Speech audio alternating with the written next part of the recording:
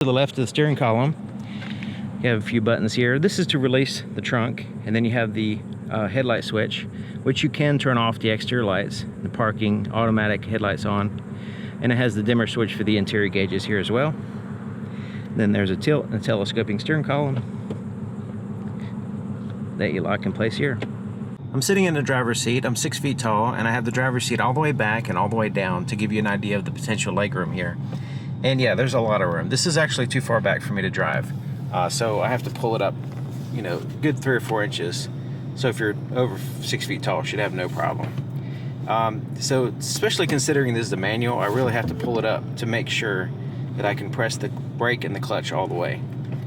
So yeah, there's plenty of leg room here in the front. Zero basically in the back seat though, as you probably saw.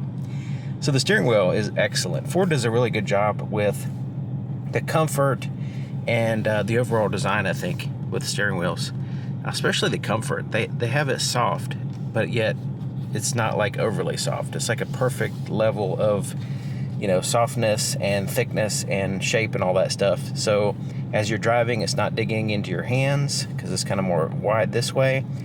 The stitching on the inside is not overly aggressive, so it's not bothersome, and just feels overall nice.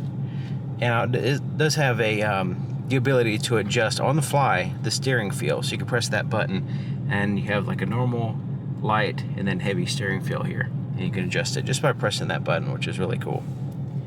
It also has a heated steering wheel as well, so it's nice. Now it has a textured simulated carbon fiber here on it. It looks really good for just regular plastic. It is since it's textured, it has that, you know, kind of legit look to it. And so you have a combination of regular leather, and then you have like a suede right in here. So it's double material here, and then it has the blue stitching, looking really nice. And the dark horse. Here on the left side is the cruise control. You can set it here with one button, which is convenient, and then you can set again if you need to, and then you can adjust the speed, set, and then resume and cancel here, and then set the distance between you and the vehicle in front of you. If you just want regular cruise control without the adaptive part, you can just press this button, it'll turn that feature on. Lane keep assist system, which works really well. It's not too intrusive, but actually holds the lane fairly well. It doesn't bug you or anything.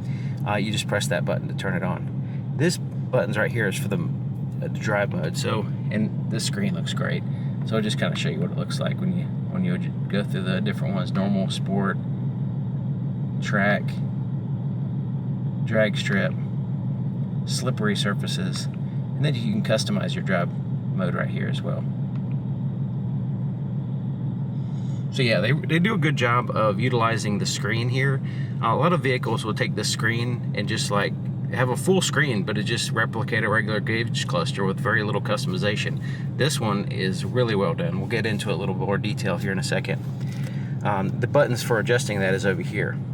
So it does have the voice recognition, the volume for the radio as well, and then these buttons correspond with that screen. Windshield wiper controls are here, and it does have an automatic function, automatic rain sensing system. Turn signal, of course, is over here. And so yeah, this screen right here is pretty cool. So right now it's on track mode. Basically, this is like the off-road drag strip view. So the emphasis is the tachometer here, the RPMs. So that's the main emphasis. What gear you're in as well. So when I put it in, you know, first gear, it shows us there's second, there's third. It shows us right where we're at. So you notice the actual speedometer is relatively small compared to these other factors here, because those are a different focus while you're driving on a track versus on the regular road where there's speed limits and stuff. So that's why it has this different view. Now it has this little information here, fuel gauge and the miles to empty. There's the odometer. You also have the status of what's going on with your suspension system, your steering, and all that stuff here, and exhaust. Engine coolant temperatures here, and this is the lane keep assist system, adaptive cruise control, and then what the last speed limit sign was and what the cruise control was set at or is set at. So let's go ahead and just kind of scroll up on these using these buttons here.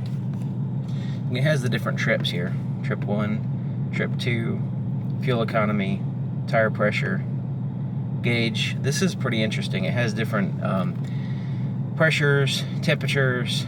So the engine oil pressure, air inlet temperature, cylinder head temperature, engine oil temperature, axle oil temperature. It's pretty interesting having the axle oil temperature at hand. That's usually not very common, and it does vary depending on how hard you drive the vehicle. It varies quite a bit. Pretty interesting. Also, the difference between the engine oil temperature and the actual engine, the actual temperature over here for the coolant.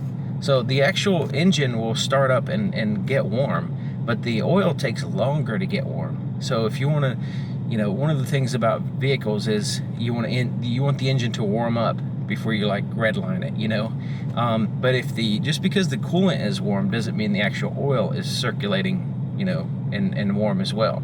So you can actually see the engine oil temperature here and see that it's, you know, normalized with the system, you know. So that's pretty cool. Scrolling down again, gauge detail here. This is where it shows the air-fuel ratio, also the vacuum gauge. So you have the inches of mercury. That should be at a very steady, anywhere from 18 to 22. Right now it's at 19. But as I accelerate, it's going to dip down and then come up, okay? Because I'm opening up, allowing more air to come in, so the vacuum pressure gets lower drastically. And then when I lay off of it, then it comes up a lot and then stabilizes back to where it was. And then of course you have the voltage here for the battery.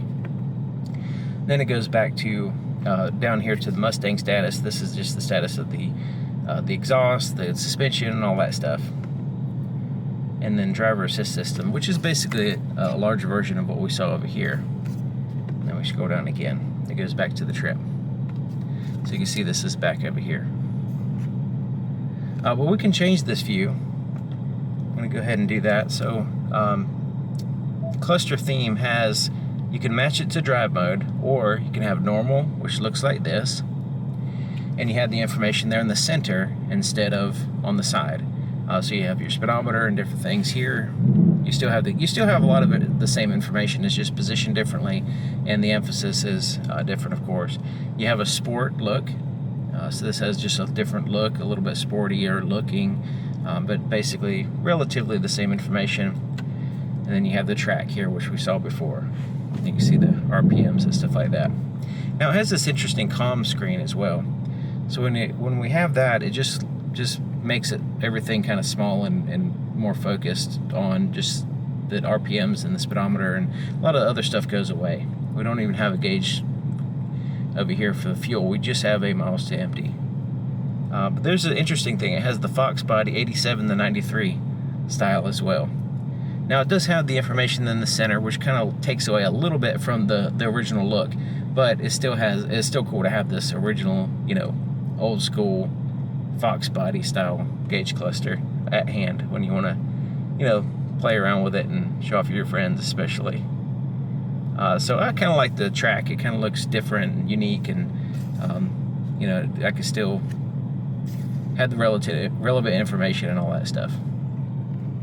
And how you adjust it is in here under My Mustang, and then it has the cluster theme, which we'll get into more of that in detail. So this screen here, there's the home screen, and has a split between the navigation map, which we'll go ahead and look at now, which we can expand. And so it looks really good day and night. Right now it has like a dark theme, but you can have a light theme if you like. You can reset the view here. You can do searches, and then you can find different specific things. You can also save searches, save destinations, that kind of stuff. Have favorites. And then your phone. This is basically the audio, and this will be your phone. So the audio was paired to my phone, which I unpaired it just for this part of the video. You have different audio sources here: AM, FM, satellite radio, and Bluetooth audio. Now you notice some stuff isn't showing here because you can customize what's showing in the settings. So if you don't want to have AM here, then you can just leave it out, you know. So you can customize what this quick access place is. Now it also has, there's your sound options here as well. Now, let's go back here. Now, right here has the settings, features, and apps. So let's go into settings. It does have Apple CarPlay, Android Auto as well. So you have your phone list, so you can actually pair multiple phones, and then you have a priority one. And then you can adjust your clock. You can do the navigation settings, different profiles, adjust your sound, general settings here. So if you need to change to, say, Celsius instead of Fahrenheit, that kind of stuff. Then you have vehicle settings, which is separate. This is where you find your lighting and stuff, which is not the same as the ambient lights. It's a little bit different. You have to go into my Mustang. Instrument cluster. So this is where you can go in and choose different screens that you want, or you can uncheck the ones that you don't want. Once again, just like the AM radio, you can leave out stuff that you don't want in that list. Alright, so let's move this over here. You have software updates. You can adjust the center display, like brightness and stuff like that here. You do have a Ford Assistant, just like roadside assistance and stuff. Amazon Alexa. You have mobile apps here. And then you have your connectivity, Wi-Fi connectivity, and a valet mode there as well. Alright, let's go back here. So that was the settings. Let's go to features. So then you have the driver assistance, My Mustang. So this is a little shortcut down here for that. But let's go into driver assistance. So under the driver assist system, you can change it to regular cruise control or adaptive here. You have an auto hold function. You also have a speed limit assist, so it'll let you know, like, if you want it to beep at you if you're going too fast, that kind of stuff. Lane keep assist system, you can have aid. In other words, it'll actually turn the steering wheel, or you could just have like a vibration or something, some other way of informing you that you're going over the lane. Pre-collision assist, you can have that on or off. There's different things right here. So yeah, there's a lot of different options here. Edit your profile. Now it does have rev matching, so if you don't want that turned on under your profile, you can actually choose what you want. Same thing with auto hold. You're gonna even adjust the exhaust mode under a profile. And then we have an owner's manual, which is pretty cool because it's a full owner's manual that's searchable. Really, really handy to have this on hand right here on the screen, right there. Search it. Nice. You can do visual searches as well. And there's also videos and everything. You can add bookmarks. Alright, and then apps here. This is where you'll find Apple CarPlay, Android Auto, and then you can find more mobile apps here. Now you notice that the top screen right here, there's these buttons down here that stay there the whole time. You have the home button next to the clock, you have the outside temperature, the status of your cell phone here, and then you have the climate control here at the bottom. So this button right here is for the heated and cooled seats. And then it's a 3-stage as well, which is nice. And your temperature for the driver, temperature for the passenger, fan speed, heated steering wheel. You have an auto function that has 3 different modes, low, medium, and high in automatic mode. You have front and rear defrosters as well. You don't even have to touch the buttons apparently. It'll just automatically, if you just hold your finger close to the screen, sometimes it'll hit the button. And then you have the passenger heated seats and cooled seats as well. But if you hit this button right here, it pops up the climate control. So you can turn it on or off here, recirculate the air, max AC. You can have dual functions. In other words, instead of adjusting this one, adjust the driver and the passenger, you can have the passenger separate. You can also just adjust that side. It'll start doing it as well. Just switch to automatically dual. And you see where I have the air blowing right now, and it shows a visual representation of that. Okay, so down here, this is the start button, which we already saw. This is the shortcut to the My Mustang screen. When we hit that, it pops up here. And so we have track apps. So it has an acceleration timer. You also have different options here. Brake performance, lap timer, launch settings, so you can put in a to where you can enable the launch mode and then set the launch to a certain RPMs here.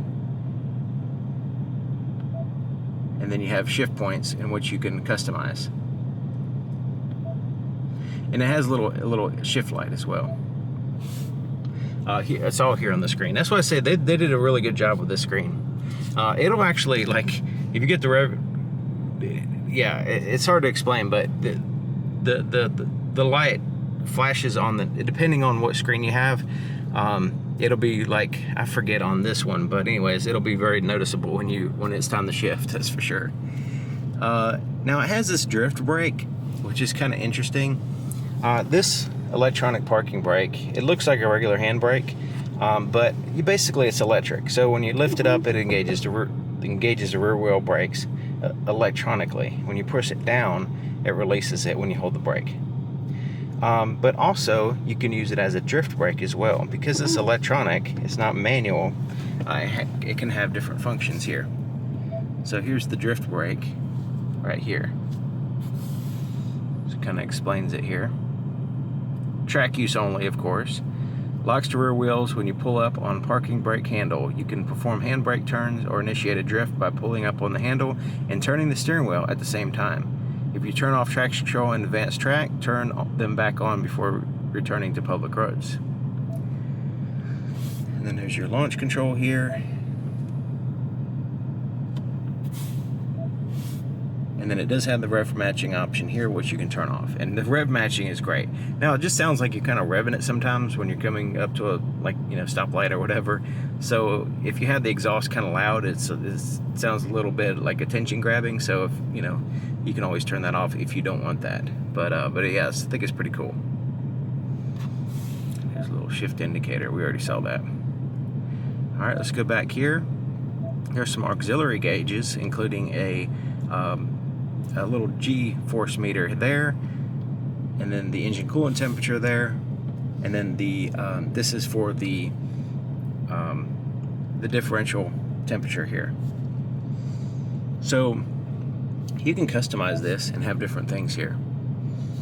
So if we want to change that to air fuel, accelerometer, engine oil temperature, battery voltage, vacuum, inlet air temperature, engine oil pressure, cylinder head temperature, axle oil. So yeah, you get the idea. So yeah, we can customize any one of these if we want. We can also change the view right here. So if we want to have like 4 of them and one in the middle, we can have that. And then we can of course customize those independently as well. We can change my color, which is the ambient light and the display colors. So the displays right now I have that at blue and yellow, and then the ambient light, which only can see at night, I have it at purple. And we saw the cluster themes. So yeah, there's the exhaust modes. So there's the more quiet mode. Normal, a little bit louder. Sport, which sounds vaguely the same. And then track, which is much louder. It's quite a bit louder, especially when you're driving along. You can hear it louder than just me revving it right now. But yeah, it has a nice growl, like a lion roaring sometimes when you're driving. It's pretty cool. All right, so yeah, so that my Mustang pops up all that information there, and then you could traction control off if you need to, spin tires, whatever. 4-way flashers are here. There's a customizable button if you want to have that do whatever you want. Front, if your windshield's fogged, you can quickly just press that button and defrost the front windshield. There's the volume knob and then a quick mute button as well. 12-volt power supply here, USB-A, USB-C ports there. It has a cell phone charger, which works well. It holds the cell phone in place. It charges even with my case on, and has this rubber thing right here that you can take out, clean, put it back in. It has like a Mustang on the backside silhouette. But yeah, and also has this little quick access thing right here if you want to put your cell phone there or whatever you want in that spot. Completely out of the way, looks nice, it's functional as well. Here's the shifter, and the shift knob is pretty interesting because it looks like just a regular billet aluminum shift knob, but I've had a billet aluminum shift knob, and when it's in the sun, it gets super hot. And so this one actually in the sun doesn't get as hot. I'm not sure what it's made of, or maybe it's hollow, or what they did to make it not get so hot, but it looks great and it doesn't get hot, so it's perfect. So the shift throws here says the first, second, third, fourth, fifth, and then sixth. Reverse is you lift up on this all the way over and like there. And two things will happen. The backup camera will pop up with the active guidelines as well. Very precise active guidelines with a center line as well. And the parking sensors will also turn on as well. Now there is this little plus button that you can zoom in a little bit, get a better view. But yeah, overall pretty good. And you can also quickly turn off the parking sensors if you need to. But yeah, really good shift system, really good clutch. Took me no time to get used to the clutch. Every time I drive Mustang, it just comes natural for some reason. But yeah, really well done. Solid, powerful feeling clutch. It just locks in place. And very natural feeling, you know. Alright, so there's the cup holders here. The bottom is like slick plastic, so if whatever you put in there is going to slide around. But it does have these little spring-loaded arms here.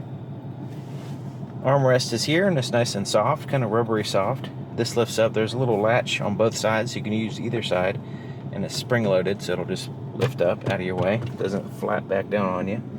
And then there is a little compartment here, 12-volt power supply, a little light, and once again, kind of smooth plastic in there, but also has a little felt lining as well. So, you know, some stuff kind of tends to slide around, but it's not really a big deal. Now there is a place for wires to go in and out of the compartment. It's right here on this side. So as I lift it up, you can see right here is a place for wires to go in and out of this compartment. And it's right next to the latch here. So the latch is here, and it's a little bit further back from there.